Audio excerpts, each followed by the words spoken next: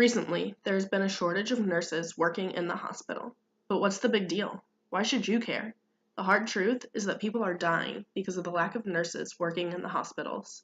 These preventable deaths could be you or a loved one.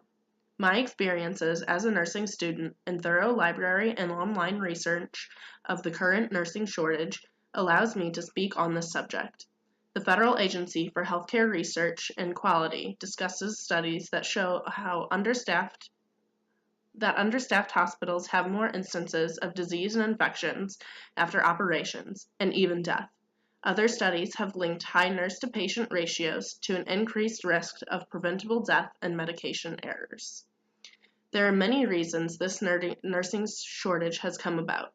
In the 1970s, there was a push in the workforce that inspired many women to take up positions as nurses. Now these nurses are retiring, leaving many positions unfilled. The number of patients has also increased due to multiple factors.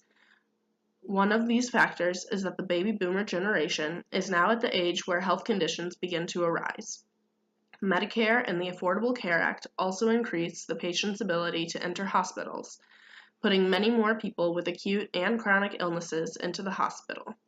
The nurse-to-patient ratio also affects the rate of death in hospitals. A nurse-to-patient ratio consists of the number of patients under the care of a single nurse at one time. As the lack of nurses grow, the nurse-to-patient ratios increases as well, leaving nurses with less time to care for each individual patient and potentially depriving them of the care they need.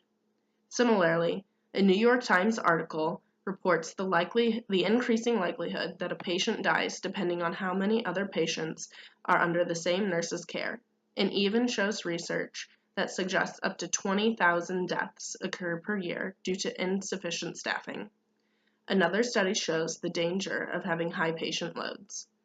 Adding a single patient to a nurse's caseload seems to increase the risk of dying within 30 days by 7%. If a hospital increases the average nurse's patient load from 4 patients to 6 patients, they have a 14% greater chance of dying. Boost the patient's load to 8, and the risk is 31% greater than that with a nurse with 4 patients. Specifically, more experienced nurses are needed in hospitals. These nurses, called senior nurses, have gone through training to perform higher-level procedures than most entry-level or junior nurses can take on. In a Malta Today article, an announcement made by the Nurses Union describes the issue of the lack of experienced nurses working in hospitals. Callan Galia, the secretary of the Malta Union of Midwives and Nurses, says, "The emergency department needs at least 14 senior nurses during the day and 11 senior nurses during the night. But the shortage in the current staff complement is seeing junior nurses taking over some of the work. The fact that they are not certified to work alone is leading to unsafe practices." Galia also explains that much of the training for the new nurses is done by senior nurses, taking time away from patients that cannot be spared. Therefore, the nurses who are certified to take care of the more difficult patients cannot focus their time and energy on the patients because they are forced to train the new nurses. The new nurses then need to pick up the slack of the overworked senior nurses. Poor treatment of nurses in hospitals is another major reason for the lack of senior nurses. Sandy Summers explains just how important nurses are in the Baltimore Sun. In fact, registered nurses are autonomous, college-educated professionals. They have a unique scope of practice that emphasizes prevention, education, patient advocacy, and skilled monitoring. And hospitals exist to provide nursing care. Otherwise, patients would go to outpatient centers. Most nursing students have about 4 years of schooling, over half of which is hands-on training in the hospitals with actual patients. Yet their education and experience goes unnoticed to not only the higher-up medical staff, but also insurers.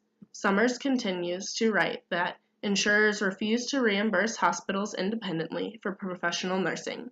Instead, they bundle nursing with the pillowcases and oatmeal.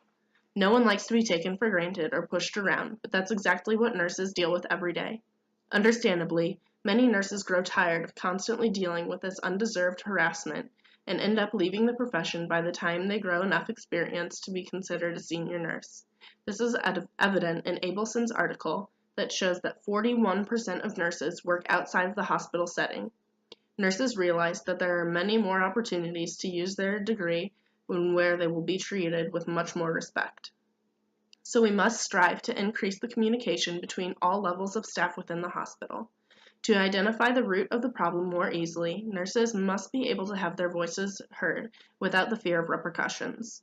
When the supervisors are aware of the ability of their staff, they can then assign patients to a specific nurses depending on the experience of the staff, urgency of care, and any other concerns that the nurse has. If the nurses are more confident with their patient load and feel as though they are being listened to and respected, experienced nurses will come back to work in hospitals.